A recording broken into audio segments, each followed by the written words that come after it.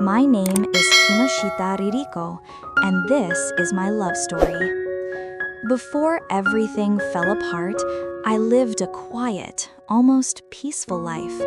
I was a simple woman, someone who cooked, cleaned, waited for my husband to come home, and tried my best to be the kind of wife who gave warmth to our small apartment.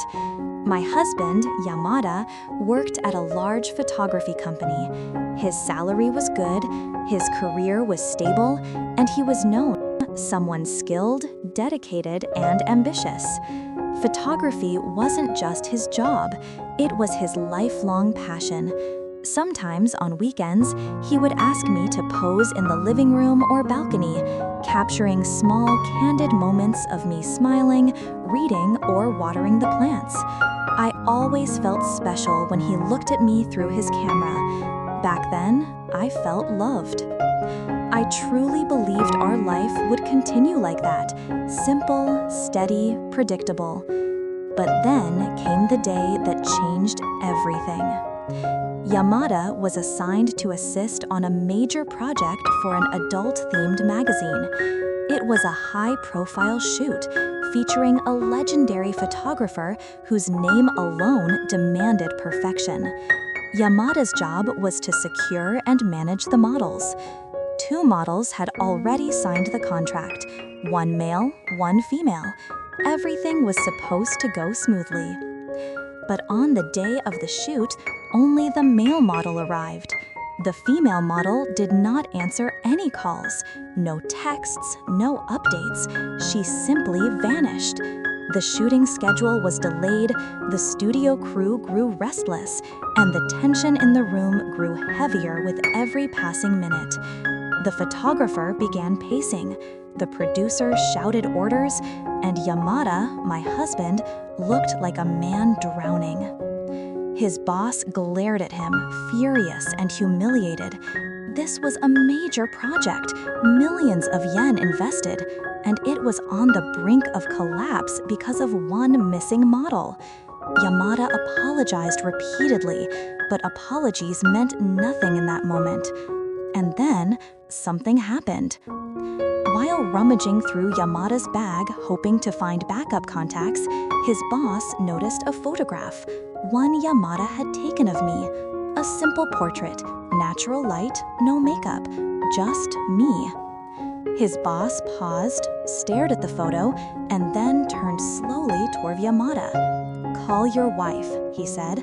"She can be the replacement." Yamada froze.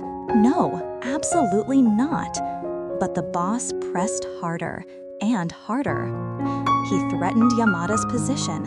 He threatened to blacklist him from future projects. He said the company would lose a fortune if the shoot failed. He even promised extra pay, both for Yamada and for me if we agreed. I can only imagine what Yamada felt in that moment. The pressure, the chaos, the fear of losing everything he had worked for. And somehow, in that storm, he caved. He called me. His voice trembled, a mixture of desperation and shame. He explained the situation. He begged me to come, but I could tell he hated himself for asking. And, a wife who had always wanted to support her husband, I said yes. I went to the studio with my heart pounding, not knowing what to expect. I told myself it was just work, just one time, just to help Yamada keep his job. But once the shoot ended, everything changed again. The bosses loved the material, too much. They sent me a fresh discovery. They immediately prepared a long-term contract filled with terms, conditions, schedules, and obligations, things I never imagined being part of. I wanted to refuse. My heart screamed to refuse. But their voices drowned mine. "Your husband's career depends on this. We already invested in your debut. Think of the money.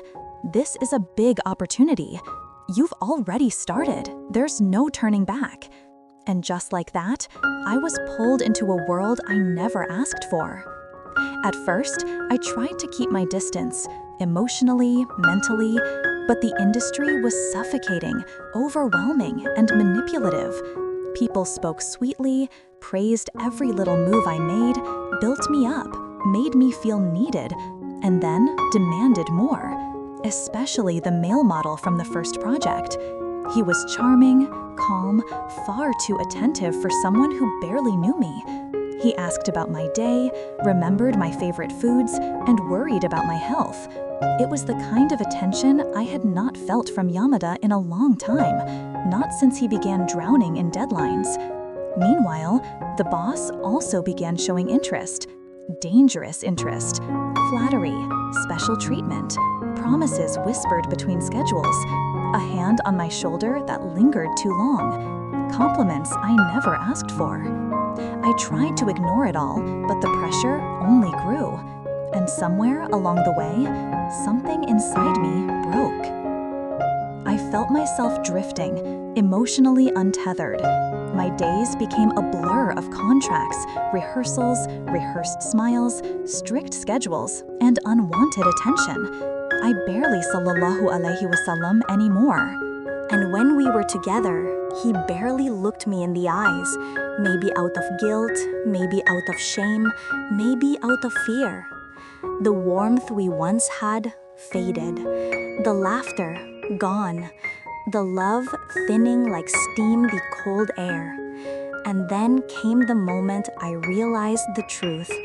I didn't feel anything anymore. No joy, no anger, no affection, just emptiness. I had become a shell, someone who drifted through days with a hollow smile, someone who cried silently into her pillow after midnight, remembering the version of me who once believed in gentle mornings and warm dinners, remembering the version of Yamada who once held my hands tenderly, promising the world with his eyes. I missed that. I missed us. I missed who we were before this storm swept us away. But life doesn't turn back. Now I walk forward with steps I never wanted to take, trapped in a path that was forced upon me, shaped by choices that were never truly mine.